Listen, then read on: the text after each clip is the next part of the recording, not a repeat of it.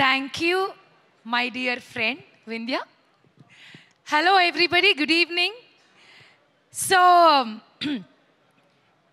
ఈ సినిమా గురించి ఎక్కడ మొదలు పెట్టాలి అని అంటే మొదటి రోజు మా డైరెక్టర్ గారిని కలిసిన రోజు దగ్గర మొదలు పెడతాను. ఒక సినిమా నుంచి ఫోన్ వచ్చింది, లుక్ టెస్ట్, కలవాలి, కథ చెప్పాలి అంటే నార్మల్గా వెళ్ళినట్టే వెళ్ళాను. But I will tell you the situation. నేను ఎంటర్ అయ్యాను, సార్ లోపల ఉన్నారు. సార్కి గుర్తుందో లేదో నాకు చాలా బాగా గుర్తుంది. బికాజ్ ఆ రోజు నా ఫ్యూచర్ డిసైడ్ అయిందని నాకు అర్థమైంది. నేను డోర్ తీసిన వెంటనే బయట చెప్పారు, సార్ ఒంట్లో బాగాలేదండి అంటే, ఓ అవునా ఓకే అన్నాను. డోర్ తీసిన వెంటనే ఆయన దుప్పటి కప్పుకుని ఒక చైర్లో ఇలా కూర్చుని ఇలా వణుకుతూ నాకు కథ చెప్పారు.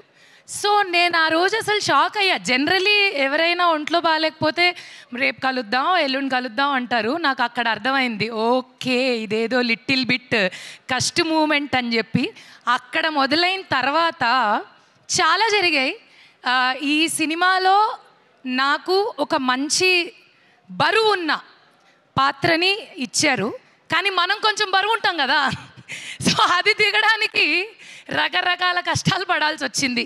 కష్టాలు లైక్ డే 1 షూట్ వెళ్ళాను. ఆల్రెడీ 5 రోజుల ముందే ఫోన్ చేశారు, మేడం 5 రోజుల్లో షూట్ ఉంది కదా. అవును సార్ ఉంది సార్. అంతా రెడీ అంటే, ఓ రెడీ అంటే ఏంటి, పార్లర్కి వెళ్ళి నెయిల్స్ చేసుకోవడం కాదు, మీరు రేపటి నుంచి తిండి మానేయాలి మేడం, ఉపవాసం, మీరు జ్యూసెస్ మీద ఉండండి అండ్ నిద్ర కూడా మానేయాలి. సార్ షూటింగ్కి బతుకుంటానంటారా పోతానంటారా? మన షూటింగ్ హాస్పిటల్లోనే మేడం, ఏదైనా జరిగిన పక్కన అన్నీ ఉంటాయి రెడీగా, you don't have to worry. ఇవన్నీ చేసి సెట్టుకొచ్చినా కూడా ఆయనకు అనుమానమే, ఈ పిల్ల ఏదో చేసింది, పడుకుంది లేదా గ్యాప్లో ఏదో ఒకటి తినేసింది అని.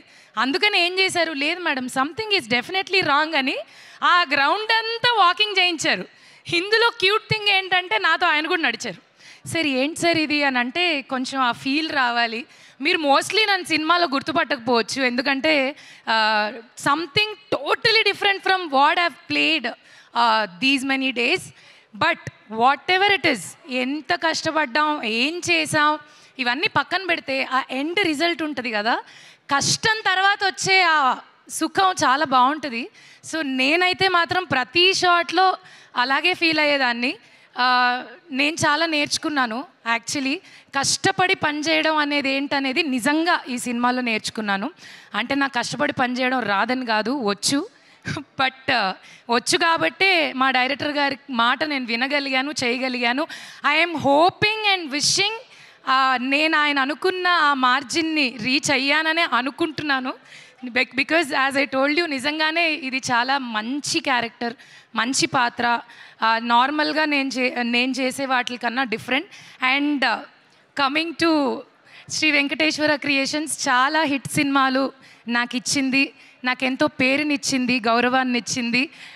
I'm so grateful. అగైన్ మళ్ళీ ఒక చిన్న గ్యాప్ తర్వాత ఇందులో మళ్ళీ చేయడం అండ్ వర్కింగ్ విత్ లయా గారు. సో ఫస్ట్ డేనే it was so beautiful.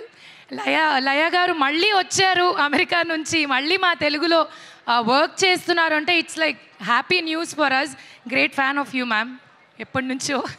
And ఇంకా చెప్పుకుంటూ పోతే చాలా విషయాలు చెప్పాలి ఈ సినిమా గురించి. ఆ విధంగా అఆతో మొదలైన మా ప్రయాణం ఇలా ఇలా ఇలా గ్యాప్ లేకుండా సాగుతూ ఇక్కడ దాకా వచ్చినందుకు చాలా సంతోషంగా ఉంది. నాకైతే ఆయన ఎప్పటికీ ఆనంద్ విహారీయే, నాకు మాత్రం. సో అందరి గురించి చెప్పేశాను.